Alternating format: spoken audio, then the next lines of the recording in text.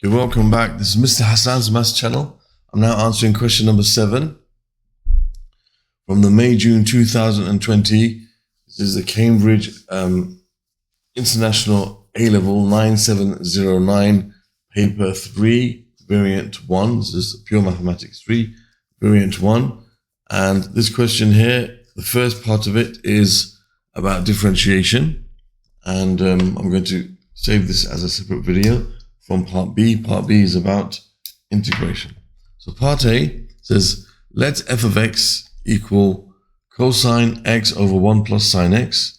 And it tells us to show that f dash of x, which means, the gradient function of f of x, is less than 0 for all x in the interval of x between minus a half pi and 3 over 2 pi.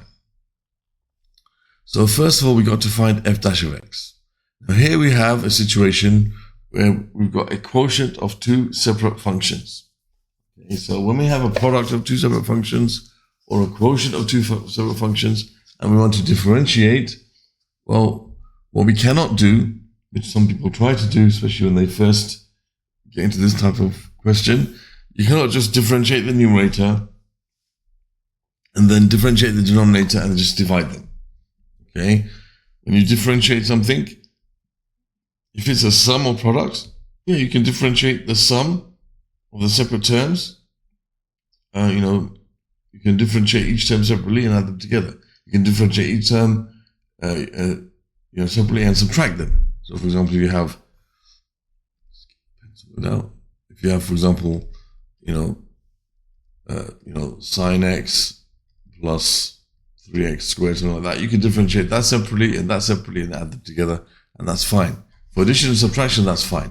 When it's multiplication or division, then no. You have to use the product rule if it's a product, or the quotient rule if it's a quotient. So here we have a quotient of two separate functions.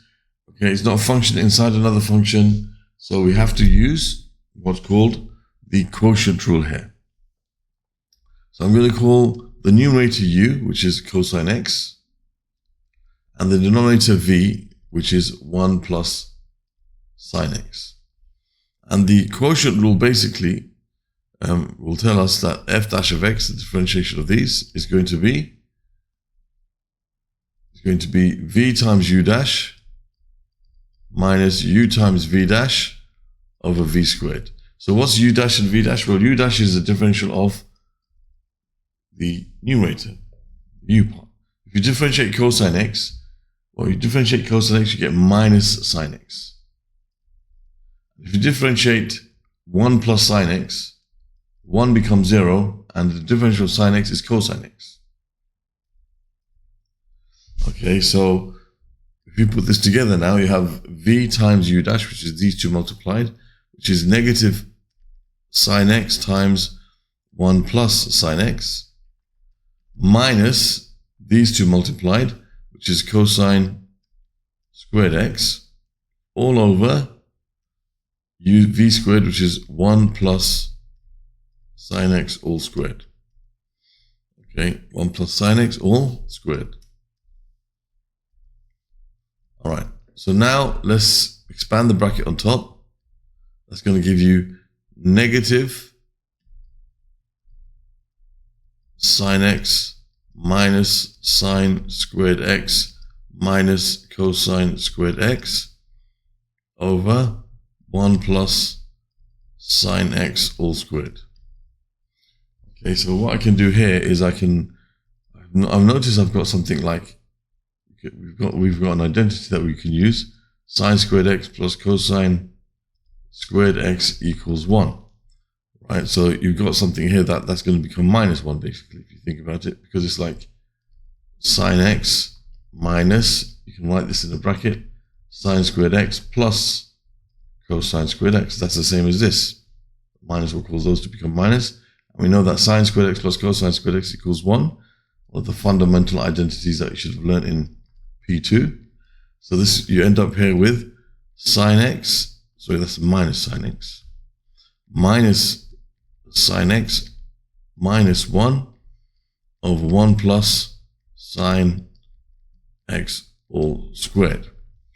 Okay, and furthermore, I think I can write this as minus sine x plus 1 over 1 plus sine x all squared, which is the same as minus 1 over 1 plus sine x, because one of them will cancel out.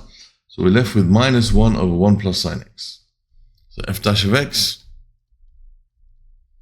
is equal to minus 1 over 1 plus sine x.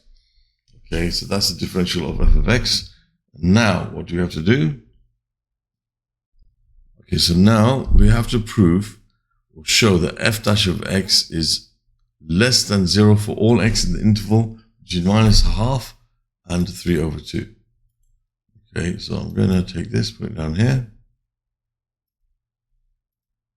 Okay, so this is the range that we're going to think about. So we're going to think about the value of this in that range.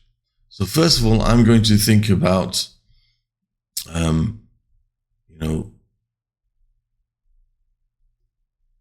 got negative here, and that's 1, and that's 1 plus sine x. Okay, so let's just rewrite this as negative 1. So the numerator is always going to be negative. Numerator is always going to be negative. Minus 1. That's fixed. So you're going to have something negative. If we think about it like that, the numerator is always negative. Okay. So you have negative divided by. Now we've got to think about 1 plus sine x in this range. Okay. So first of all, let's think about sine x in this range. Let's think about sine x in this range. So sine x is between 0 and 360, looks something like this, as we know from our understanding of graphs. Now we've got to go from minus pi, which is like minus 90, minus pi over 2, sorry. That's going to be like over here, not including minus, just starting from after it, up to 3 pi over 2, which will be over here. Again, not including 3 pi over 2, but just before it. Okay, so it's going to not include that value, so that it's like an open circle there. So we can see here that sine x has a value between minus 1 and 1 in this range. In this range, we can say sine x has a value between 0 and 1, including 1, not including 0, in this range. You can see in this range, the range of sine x, in this interval, sorry, the range of sine x is from there to there. Okay, this is included, it reaches 1 at pi over 2. Well, this is not included because it doesn't reach minus 1. Okay, if it reached minus 1, if the value of sine x was, minus 1 and 1, sorry. Between minus 1 and 1. So it doesn't quite reach minus 1, but it reaches 1. Okay? If it reached minus 1, then this would be undefined. It would be 1 minus 1 to 0. That's why I haven't included the equal sign here and also here.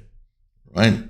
But it does reach the value of 1 because pi over 2 reaches that value. So the range of this, the value of this, I'm considering this right now. The value of the denominator is, its range of values could be from anywhere from those, from there to there. Okay, now, that's not the whole denominator, by the way, sorry. It's just, let me just get rid of that. It's just the sine x part. Okay, it's just the sine x part. Okay, now what we have is not this. What we have is 1 plus sine x. So we basically got sine x and then add 1 to it.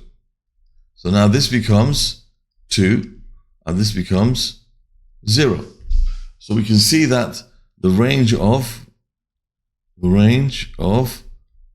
sine x plus 1, okay, is going to be greater than 0, okay, for values of x between minus pi over 2, okay, up to 3 pi over 2.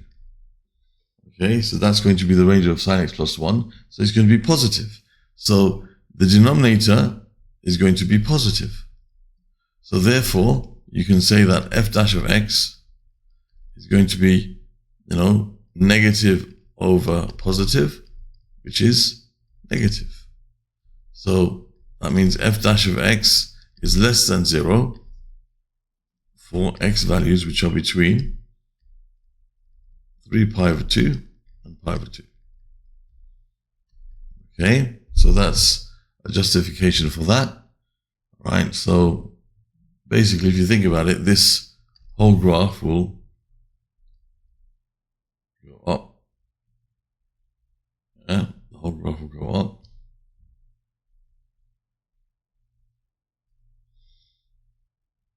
Remember, this is not included. Circle goes there. So the whole graph will go up by one space. So it's always going to be always going to be positive, and this is negative. Negative over positive gives you a negative value. Okay, so there's a justification for you that we can then use. Okay, so once we've got this, we can now just show that is always between 0 and 2. It's always greater than 0. Okay, so there's part A done. I hope that was clear. As I said, I'm going to save this as a separate video compared to the to part B, which is about integration. So I can save this in 2 different playlists. This will be in differentiation and also the playlist for this paper. And part B would be under integration and the playlist for this paper. I hope that was clear. Thank you for watching. Other questions from this paper can be found in the playlist that will appear in the top right of the screen at the end of this video. Other questions from the topic of differentiation from P3 and will be found in this playlist over here. And I'll put a special playlist just for the product and the quotient rules over here. And you can subscribe to the channel by clicking on this link. Thank you for watching and see you soon.